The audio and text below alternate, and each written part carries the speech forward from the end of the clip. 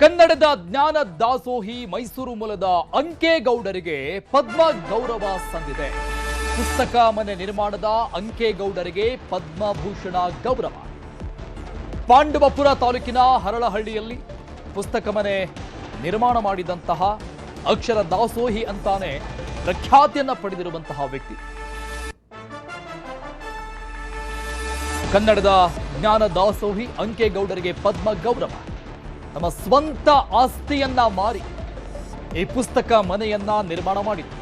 ಮೈಸೂರಿನ ಸಮೀಪದಲ್ಲಿರುವಂತಹ ಹರಳಹಳ್ಳಿಯ ಅಲ್ಲಿರುವಂತಹ ಪುಸ್ತಕ ಮನೆ ತಮ್ಮ ಸ್ವಂತ ಆಸ್ತಿಯನ್ನ ಮಾರಿ 20 ಲಕ್ಷಕ್ಕೂ ಹೆಚ್ಚು ಪುಸ್ತಕಗಳನ್ನ ಅಲ್ಲಿಟ್ಟು ಈ ಪುಸ್ತಕ ಮನೆಯನ್ನು ನಡೆಸ್ತಾ ಇದ್ದಾರೆ. ಮುಕ್ತವಾದಂತಹ ಅವಕಾಶ ಪ್ರತಿಯೊಬ್ಬರಿಗೂ ಕೂಡ ಇರುವಂತದ್ದು. ಈ ಒಂದು ಸಾಮಾಜಿಕ ಕಳಕಳಿ, ಸಾಮಾಜಿಕ ಕೆಲಸವನ್ನ ನೋಡಿ ಅವರಿಗೆ ಈಗ ಪದ್ಮ ಗೌರವ ಒಲಿದು ಬಂದಿರುವಂಥದ್ದು. 20 ಲಕ್ಷಕ್ಕೂ ಹೆಚ್ಚು ಪುಸ್ತಕಗಳು, ಇದರಲ್ಲಿ 5,000ಕ್ಕಿಂತ ವಿದೇಶಿ ಪುಸ್ತಕಗಳನ್ನು ಕೂಡ ಅವರು ತಂದಿಟ್ಟಿರೋದು. ವಿದ್ಯಾರ್ಥಿಗಳಿಗೆ, ಸಂಶೋಧಕರಿಗೆ ಮುಕ್ತವಾದಂತಹ ಅವಕಾಶ, ಓದುಗರಿಗೆ ಮುಕ್ತವಾದಂತಹ ಅವಕಾಶ, ಅವರ ಇಡೀ ಕುಟುಂಬ ಇವರಿಗೆ ಬೆಂಬಲವಾಗಿ ನಿಂತ್ಕೊಂಡಿದೆ. ಮೈಸೂರಲ್ಲಿ ಇದ್ದಂತಹ ತಮ್ಮ ಸ್ವಂತ ಜಮೀನನ್ನ ಮಾರಿ ಈ ಪುಸ್ತಕ ಮನೆಯನ್ನ ಅವರು ನಿರ್ವಹಿಸಿರೋದು, ಕಟ್ಟಿರುವಂಥದ್ದು ಇನ್ನು ಮುಂದುವರಿಸಿಕೊಂಡು ಹೋಗ್ತಾ ಇದ್ದಾರೆ. ವಿದ್ಯಾರ್ಚನೆಗಾಗಿ, ಓದುವಂತವರಾಗಿ ಮುಕ್ತವಾದಂತಹ ಅವಕಾಶ ಇದೆ. ಅಕ್ಷರ ದಾಸೋಹಿ ಅಂತಾನೆ ಅವರು ಖ್ಯಾತಿಯನ್ನ ಪಡೆದಿದ್ದಾರೆ. ಅಂಕೇಗೌಡ ಅವರಿಗೆ ಈಗ ಪದ್ಮ ಗೌರವ ಒಲಿದು ಬಂದಿದೆ. ವಿದೇಶಿ ಪುಸ್ತಕಗಳನ್ನು ಕೂಡ ತಂದಿಟ್ಟಿದ್ದಾರೆ ಅಲ್ಲಿ, ಓದುಗರಿಗೆ ಉಪಯುಕ್ತವಾಗಲಿ ಅಂತ. ಸಾಹಿತ್ಯದ ಮೇಲೆ, ಪುಸ್ತಕಗಳ ಮೇಲೆ, ನಮ್ಮ ಸಂಸ್ಕೃತಿ ಮೇಲೆ ಅವರಿಗಿರುವಂತಹ ಗೌರವ ಅಪಾರವಾದಂಥದ್ದು. ಸೊ ಈ ಕಾರಣಕ್ಕಾಗಿ ಅವರಿಗೆ ಈಗ ಪದ್ಮ ಗೌರವ ಒಲಿದು ಬಂದಿದೆ.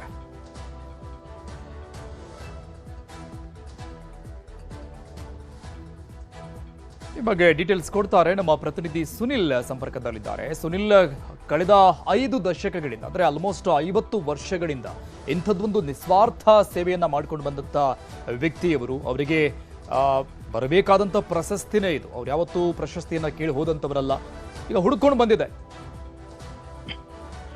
ಖಂಡಿತ ಅರುಣ್, ಅಂಕೇಗೌಡರು ಅಂತಂದ್ರೆ ಮಂಡ್ಯದ ಪಾಂಡವಪುರ ಭಾಗದಲ್ಲಿ ಸಾಕಷ್ಟು ಹೆಸರುವಾಸಿಯಾಗಿರುವಂತ ಅವರಾಗಿರುವಂತದ್ದು. ಯಾಕೆ ಅಂದ್ರೆ ಇವರು ಸಾಕಷ್ಟು ವರ್ಷಗಳಿಂದ, ಈಗ ನೀವು ಹೇಳಿದಾಗೆ 5 ದಶಕಗಳಿಂದಲೂ ಕೂಡ ಸಾಕಷ್ಟು ಅಂದ್ರೆ 20 ಲಕ್ಷಕ್ಕೂ ಹೆಚ್ಚು ಬುಕ್ಗಳನ್ನ ಅವರು ಒಂದು ಏನು ಪುಸ್ತಕದ ಮನೆಯನ್ನ ಮಾಡಿ ಅಲ್ಲಿ ಶೇಖರಣೆಯನ್ನ ಮಾಡಿರುವಂತದ್ದು.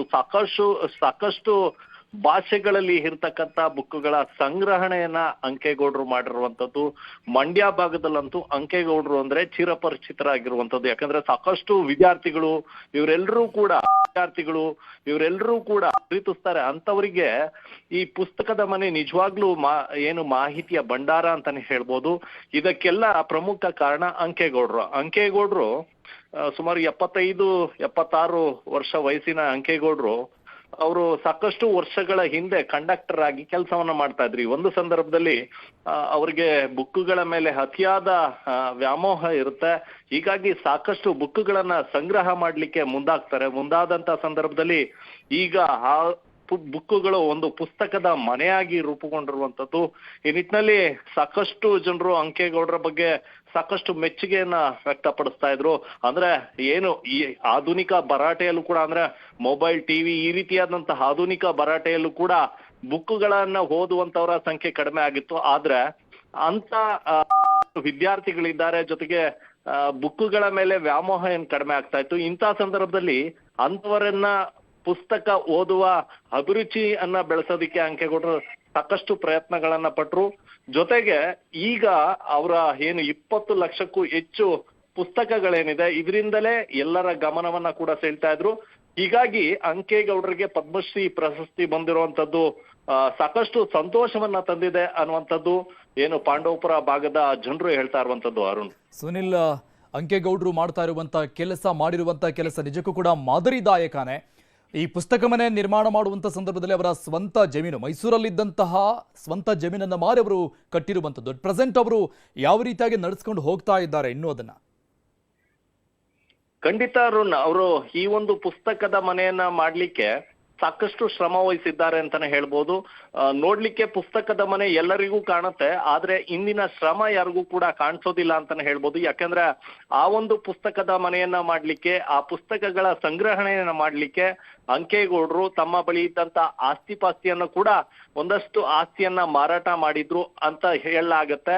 ಸೊ ಈ ಆಸ್ತಿಯನ್ನ ಮಾರಿ ಈ ಪುಸ್ತಕಗಳನ್ನ ಸಂಗ್ರಹಣೆಯನ್ನ ಮಾಡೋದಕ್ಕೆ ಅಂಕೇಗೌಡರು ಮುಂದಾಗಿದ್ರು. ಅಂದ್ರೆ ಸುಮಾರು 22 ಭಾಷೆಗಳಿಗೂ ಹೆಚ್ಚಿಗೆ ಇರುವಂತ ಪುಸ್ತಕಗಳನ್ನ ಈ ಒಂದು ಪುಸ್ತಕದ ಮನೆಯಲ್ಲಿ ಅವರು ಸಂಗ್ರಹಣೆಯನ್ನ ಮಾಡಿರುವಂತದ್ದು. ಹೀಗಾಗಿ ಈ ಭಾಗದ ಜನರಲ್ಲಿ ಸಾಕಷ್ಟು ಚಿರಪರಿಚಿತರು. ಎಲ್ಲರಿಗೂ ಕೂಡ ಅಂದ್ರೆ ರೈತಾಪಿ ಜನರಿರ್ಬೋದು, ವಿದ್ಯಾರ್ಥಿಗಳಿರ್ಬೋದು, ಇವರೆಲ್ಲರಿಗೂ ಕೂಡ ಅಂಕೇಗೌಡರು ಅಂತಂದ್ರೆ ಬಹಳ ಅಚ್ಚುಮೆಚ್ಚು. ಅವರು ದುಡ್ಡಿನ ಬಗ್ಗೆ ಯೋಚನೆಯನ್ನ ಮಾಡ್ಲಿಲ್ಲ, ನನ್ನ ಆಸ್ತಿಯನ್ನ ಕಳ್ಕೊಳ್ತೀನಿ ಅನ್ನುವಂತ ಯೋಚನೆಯನ್ನ ಮಾಡ್ಲಿಲ್ಲ. ಆದ್ರೆ ಈ ಒಂದು ಪುಸ್ತಕಗಳ ಸಂಗ್ರಹಣೆಯಿಂದ ವಿದ್ಯಾರ್ಥಿಗಳಿಗೆ, ಜೊತೆಗೆ ಪುಸ್ತಕ ಪ್ರಿಯರೇನಿದ್ದಾರೆ ಅವರಿಗೆ ವಿಶೇಷವಾಗಿ ಅವರಿಗೆ ಒಂದು ರೀತಿಯಾದಂತ ಉಪಯೋಗ ಆಗುತ್ತೆ. ಅವರಿಗೆ ಉಪಯೋಗ ಆದ್ರೆ ನನಗೆ ಸಂತೋಷ ಆಗುತ್ತೆ ಅನ್ನುವಂತ ನಿಟ್ಟಿನಲ್ಲಿ ಅಂಕೇಗೌಡರು ತಮ್ಮ ಆಸ್ತಿ ಪಾಸ್ತಿಯನ್ನ ಮಾರಿ ಈ ಒಂದು ಪುಸ್ತಕದ ಮನೆಯನ್ನ ಮಾಡಿರುವಂತದ್ದು. ಸದ್ಯದ ಸ್ಥಿತಿನಲ್ಲಿ ನೋಡೋದೇ ಆದ್ರೆ ಏನ್ ಅಂಕೇಗೌಡರು ಪುಸ್ತಕದ ಮನೆಯನ್ನ ಏನ್ ಮಾಡಿದ್ದಾರೆ, ಈ ರೀತಿಯಾದಂತ ಪುಸ್ತಕದ ಮನೆ ಇಡೀ ರಾಜ್ಯದಲ್ಲಿ ಎಲ್ಲೂ ಕೂಡ ಕಾಣಸಿಗೋದಿಲ್ಲ ಅಂತ ಹೇಳ್ಬೋದು ಅರುಣ್. ಸುನಿಲ್, 20 ಲಕ್ಷಕ್ಕೂ ಹೆಚ್ಚಿನ ಪುಸ್ತಕಗಳು ಈ ಪುಸ್ತಕ ಮನೆಯಲ್ಲಿ ಇರುವಂತದ್ದು, ಅಂಕೇಗೌಡರು ತಂದಿಟ್ಟಿರುವಂತದ್ದು, ಅದು ಸಾಮಾನ್ಯವಾದಂತ ಕೆಲಸ ಅಲ್ಲ, ಹೇಳಿದಷ್ಟು ಸುಲಭ ಅಲ್ಲ ಅದನ್ನು ಮಾಡೋದಕ್ಕೂ ಕೂಡ. ಸೊ ಎಷ್ಟು ಜನ ಅಲ್ಲಿಗೆ ವಿಸಿಟ್ ಕೊಡ್ತಾ ಇದ್ರು ಪ್ರತಿದಿನವೂ ಕೂಡ, ಅವ್ರು ಏನು ಹೇಳ್ತಾ ಇದ್ರು, ಅವ್ರ ಫೀಡ್ಬ್ಯಾಕ್ ಏನಾದರೂ ಸಿಕ್ಕಿದೆಯಾ ತಮಗೆ?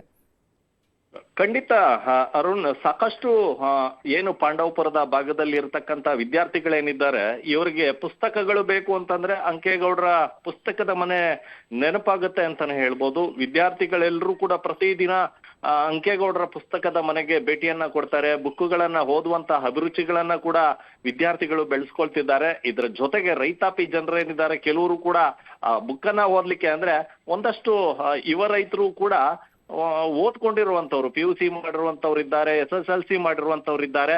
ಇವರಲ್ಲೂ ಕೂಡ ಪುಸ್ತಕವನ್ನ ಓದುವಂತ ಅಭಿರುಚಿ ಬೆಳೆಸ್ಕೊಂಡಿರುವಂತದ್ದು. ಹೀಗಾಗಿ ಸುತ್ತಮುತ್ತಲಿನ ರೈತರು ಕೂಡ ಒಂದಷ್ಟು ಜನರು ಬಿಡುವಿನ ವೇಳೆಯಲ್ಲಿ ಪುಸ್ತಕ ಮನೆಗೆ ಹೋಗುವಂತದ್ದು, ಪುಸ್ತಕಗಳನ್ನ ಓದುವಂತ ಕೆಲಸವನ್ನ ಮಾಡ್ತಾ ಇದ್ದಾರೆ.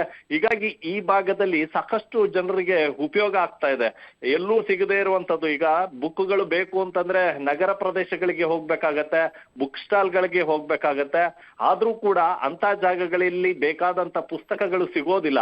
ಹೀಗಾಗಿ ಈ ಭಾಗದ ಜನರು ಏನಿದ್ದಾರೆ, ಈ ಭಾಗದವರು ಅಂತಲ್ಲ, ಹಳೆ ಮೈಸೂರು ಭಾಗದಿಂದ ಸಾಕಷ್ಟು ಜನರು ಎಲ್ಲೂ ಸಿಗದೇ ಇರುವಂತ ಪುಸ್ತಕ ಅಂಕೇಗೌಡರ ಪುಸ್ತಕದ ಮನೆಯಲ್ಲಿ ಸಿಗುತ್ತೆ ಅನ್ನುವಂತ ನಿಟ್ಟಿನಲ್ಲಿ ಸಾಕಷ್ಟು ಜನರು ಪ್ರತಿನಿತ್ಯ ಬರ್ತಾರೆ. ಬಂದಂತವರಿಗೆ ಪುಸ್ತಕಗಳು ಸಿಗುತ್ತೆ.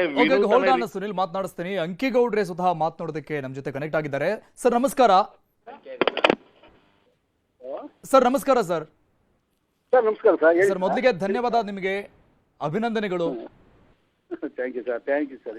ನಮಗೆ ಕನ್ನಡಿಗರಾಗಿ ನಮಗೆ ಮತ್ತೊಂದು ಹೆಮ್ಮೆ ಸರ್, ನಿಮಗೆ ಪದ್ಮ ಗೌರವ ಸಿಕ್ಕಿರುವಂತದ್ದು. ಏನ್ ಹೇಳ್ತೀರಾ ತಮ್ಮ ಫಸ್ಟ್ ರಿಯಾಕ್ಷನ್ ಸರ್?